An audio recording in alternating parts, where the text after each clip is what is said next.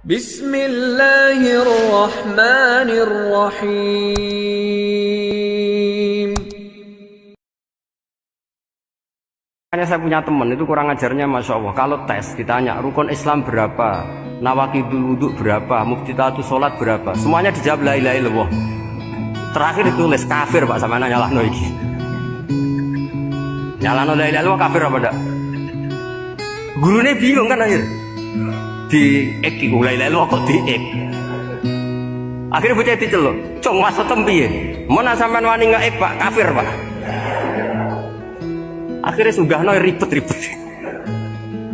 Pertanyaan apa tuh? Ma mubtilatus sholat la ilaha illallah. Nah gitu wudu ya. Tapi jangan tiru loh. Lah gurune sampe ngek kawani kafir. Siapa yang berani ngek la ilaha illallah? Ya ana meneh sing beli. Angin belinge disurati wong tuane. Kula nu mondok sarang era kuno, dadi ijek lugu wong. Surati wong tuane, kowe gak susah, wong tuamu disurati. Tenang ya Gus, bapakku buta huruf. Dadi wis disurati, gak ngefek wong bapake buta huruf. Nah, di Islam, saya ulang lagi di Islam. Dengan tanda kutip kesalahan-kesalahan kecil gini ku zaman Nabi, sahabatnya Nabi, iku kabeh dadi berkah.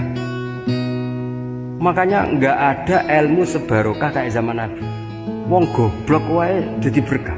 Sampai Nabi ngendikan aksaru ahlil jannah al-bulu, akeh-akeh penduduk swarga iku wong goblok. Mergo wong goblok iku piye? Apa dimangkeli iku ya gaweane pangeran. Nabi itu pernah disomasi wong goblok. Itu ya piye? Nabi kan cerita kiamat tuh gini. Yang kemarin gak jadi itu. Kok kiamat di Indonesia kan berapa kali ya? 999 terus 2000 berapa? 12 terus Jumat apa kan sering mau ada kiamat tuh. Saya sering ditanya tamu, "Gus, ngenteni kiamat teng putih, enteni ning kene barang aku aneh-aneh." Wong karuan layak lamuha illahu bokas pakas.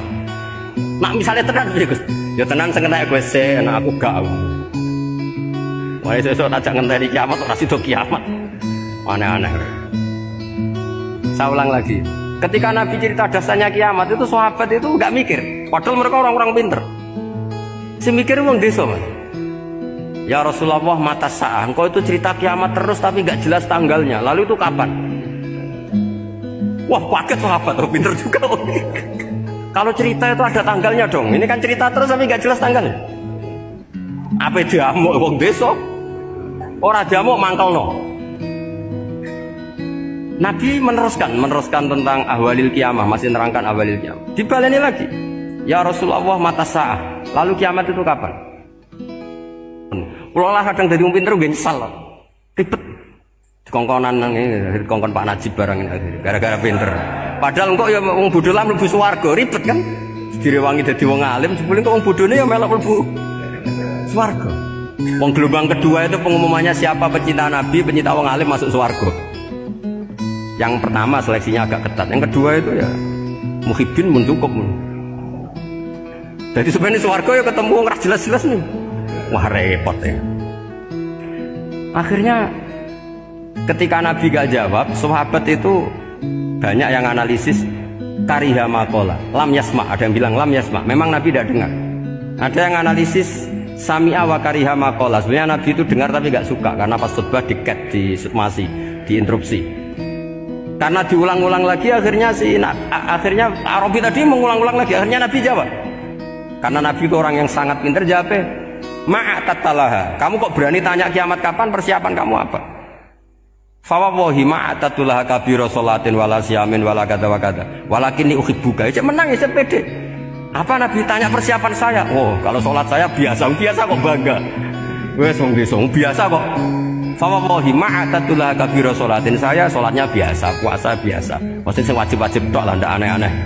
Tapi walakin ni uhibbuka, tapi saya ini mencintai engkau. Apa jawabannya Nabi? Almar'u ma'aman ahabba. Dan itu melegenda seluruh dunia, baru kayak Bedui. Jadi semua orang yang hafal hadis almar'u ma'aman ahabba atau anta ma'aman ahbabta, itu barokatu hadal badui, karena berkahnya orang Bedui. Dan hadis itu mutawatir karena dikatakan Nabi ketika khutbah. orangnya banyak, yang hadir banyak. Barokahnya orang Bedui, gak di sopan santun. Mukjizatnya Nabi seringnya gara-gara orang Bedui. Nabi khutbah, wis khutbah cerita akhirat, cerita kebaikan. Ya Rasulullah, khutbah mohon bakas akhirat kebaikan. Sekarang itu tidak ada hujan, halakatil amwal. Sekarang harta hilang semua. Hewan-hewan sudah mau mati semua karena apa? Kekeringan. Mohon jenengan rasa bakas niku pun jaluk udan mawon. Nabi langsung Allahumma langsung udan tukuras. Nak jari ulama lah buat Nabi berodok gelos putih udan seminggu nganti akhirnya sapi ini gak mati krono kehausan tapi kelentir. Parani nek Nabi nuli ora ngrasa salah paren ya Rasulullah. Wong kula njuk donga udan ben ra mati saiki mati tenggelam. Mun lereni santai weh. Ya saya minta doa hujan supaya hewan-hewan itu bisa minum dan seger. Dan ini malah do kelentir. Akhirnya Nabi itu nuruti meneh. Allahumma hawalena wala alina Allahumma alal akam wa dzirab terus. Di wong desa. Betapa barokahnya wong desa iki orang tahu. Betapa Rasulullah itu sekali ngendikan alam itu harus tunduk.